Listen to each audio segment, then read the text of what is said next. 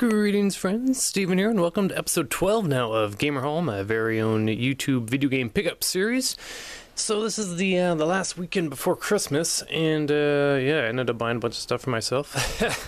We're going to take a quick look at some of that. Actually, some of these I might be giving away as gifts. We'll see.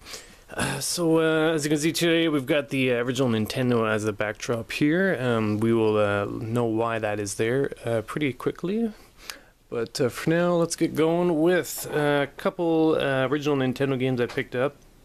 Now, if you watched my recently uploaded part 1 of the top 10 NES games, you'll recognize this one. This is Maniac Mansion, produced by Jaleco, developed by Lucasfilm Games. Very cool game. Like I was saying, this is pretty much one of my top 10 favorite NES games, so definitely try and dig this one up if you can. I had to get this from a pawn store because I couldn't find it anywhere else, and they were asking $29.95 for it. Ugh. More than I usually like to spend on a Nintendo game I may or may not even play again, but well, here it is. Along with that, I also got this game, Conquest of the Crystal Palace by Asmic, apparently. This is $9.95. I believe I got both of these for like, I think it was like 35 taxes included. So not the best deal, but you know, this game, I was looking it up on YouTube here, and it actually looks pretty cool. Kind of gave me like a Keith Courage sort of vibe, but with more like a, I guess maybe a Chinese theme. So as you can see, I haven't even opened them yet. They're still in the shrink wrap, but yeah, I'm keen to try them out. Alrighty. Next up, so I have got a UDraw game tablet. So this has been out for maybe a year now. It's THQ's idea of maybe a current gen Mario Paint, where you use this little tablet thing here and draw, and you see your results on your TV. It didn't do very well though, and THQ is kind of bankrupt now, so it's too bad for them, because this I get the feeling they invested a fair bit of their money into it and it didn't really do all that well. I haven't opened this yet either, but this I got along with this game, Marvel Superhero Squad Comic Combat. Care to guess how much I got these for? Nope, you're wrong. It's a $9.99 for both of these. Pretty sweet deal. I'm really keen to see if this tablet can be used on the PC, because that would be very cool. I'm assuming it's just got a typical USB port to get to the PS3, but this would be neat if you could also use it for just any regular paint program on the PC, because otherwise a tablet like that is usually pretty expensive. So yeah, I haven't tried it, obviously. I have high hopes for it, I guess. And this, it's kind of like a game you kind of draw, you mostly fight. I don't know. I really know nothing about it, but at some point I'm sure I'll try those out. Alrighty, next up, I was also at EB, and I picked up for $10. No, it was like $6. I got this Disney Universe game. If you know my channel here, you know I'm a big fan of the Skylanders games, and this is kind of similar to Skylanders, just didn't do nearly as well. Obviously, since it's $6, and Skylanders have not gone on sale once, at least for the new Giants, since they came out, which is unfortunate. Maybe by Boxing Week I'll find some sales on Skylanders. But yeah, this is, obviously you don't need to buy toys for this, it's just, you play the little characters, and you run around Disney-themed levels, and you find costumes based on Disney characters. As you can see, this specific copy comes with a couple DLC costumes, so that's kind of cool. And yeah, cute little game, great for families, and super cheap. This is brand new, still shrink wrapped from EB Games, aka GameStop. As you know, they often open their games, so I was glad to not get an open one.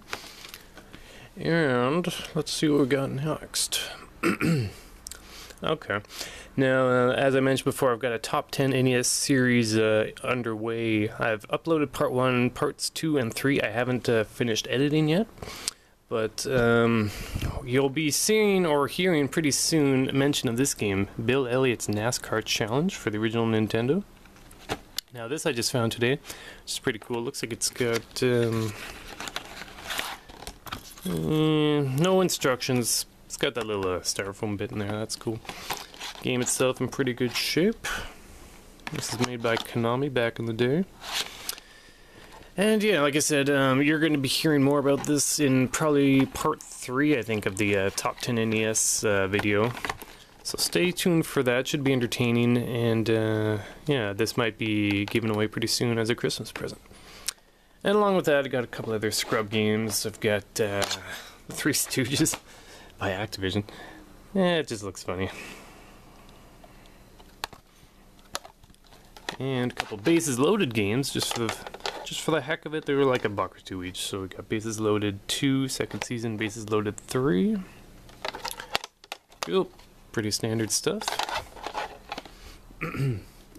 And also from that same store, I picked up, which is why the Nintendo is in the background here, one of these 72-pin connectors. As I mentioned before, I've got a retro entertainment system that I've been using to play my original Nintendos with, Nintendo games rather, but it's less than flawless for some games like Super C, which doesn't even work with the thing. So I've been meaning to crack this bad boy open here and clean out the inside, and if the 72-pin connector in here needs to be replaced, well, I now have one to replace it with. Looks pretty shiny, pretty clean. I think it goes in like that, or maybe like that. Press down, play game, hopefully, and not get that damn blinking red light going. So, wish me luck on that. I might even make a little video of me trying to fix this. I don't know. We'll see. It might not be that entertaining. Alright, and finally, the last thing I've got to show is... Ooh, batteries. Why batteries? Because these are the batteries that games like this here need to be able to save in them. Well, I've got here, this is something I've had for a little while. It's Super Mario All-Stars and Super Mario World in the same cartridge. Very cool combo cartridge if you can find it. I know for a fact though that this one's got a dead battery because obviously it can't save any games. So I bought these, and using my screwdriver with the special screw bit here, should be able to crack this open and replace the battery, and then I can start saving those games again. So that's pretty cool. If you're curious, these are CR2032 batteries. And yeah, if you've got games, I think these batteries are for both the Nintendo and Super Nintendo. I will check that later. But if you've got a game that won't save, I suggest buying one of these screw bits. Get one of these multi-purpose handles, and buy some batteries like these.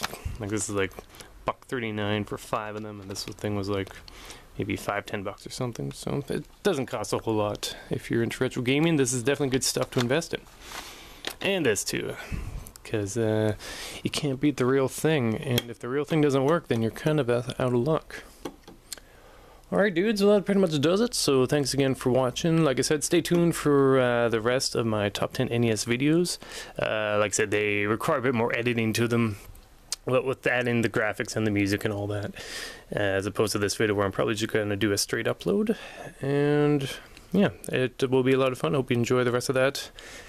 And with Christmas only a few days away, definitely wish you all a Merry Christmas, and I'll see you soon. Thanks for watching.